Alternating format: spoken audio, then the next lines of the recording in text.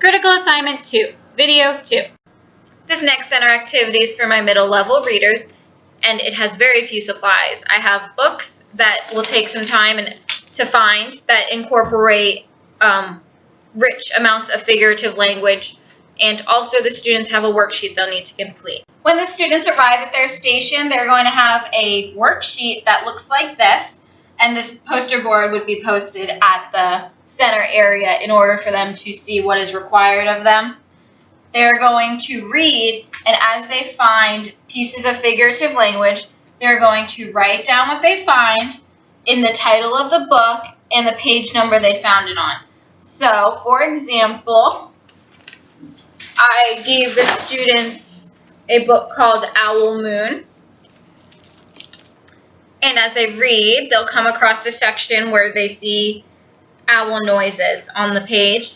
The student is going to have to recognize that as onomatopoeia and record that onto their worksheet.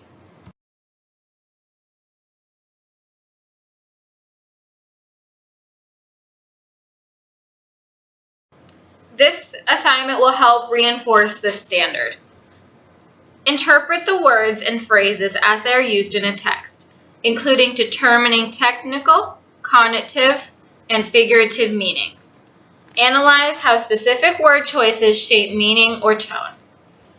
Upon completion of this assignment, the student should be able to determine when figurative language is used rather than literal language.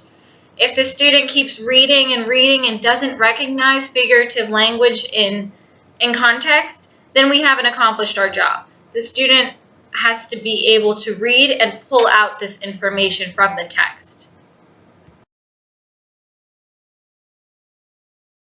This first piece of evidence comes from the critical thinking article.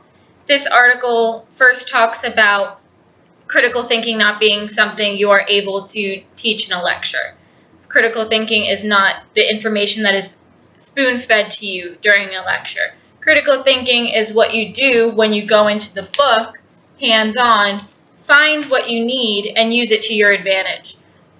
The next point that this article makes is creating a maximalist conception of critical thinking on a minimalist budget or a minimalist time or something.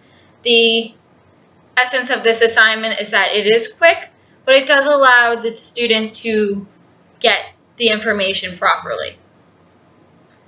This next piece of evidence comes from the Maureen McLaughlin article on creating and managing comprehension centers. The part I want to focus on is the section about student accountability, which is really important during this center, that the student realizes, like I said before, what they're expected of. And this comes from the environment that you create for the student. Something that was really important here also is the video on differentiated instruction. It talks about how we are not teaching students who would come with the same background information or the same skill set per se, but we need to accommodate for that and ensure that they get the same instruction. In this assignment, the differentiated instruction video was really important for me because it was important that I went through and selected books that were running across the grade level that they could still get the information across in. For example, I picked out this book, Skin Like Milk, Hair of Silk, and this is a beginning third grade book that categorizes only similes and metaphors so the student can have a more focused mindset when they go into reading that book. And then that contrasts with Owl Moon because it's not really defined which figurative languages that is in it and where to find them. The rubric for the center evaluates the student's center behavior, accuracy, as far as where they place their figurative language, completeness, the amount of figurative language that they found and the amount of time allowed, and the neatness of the assignment.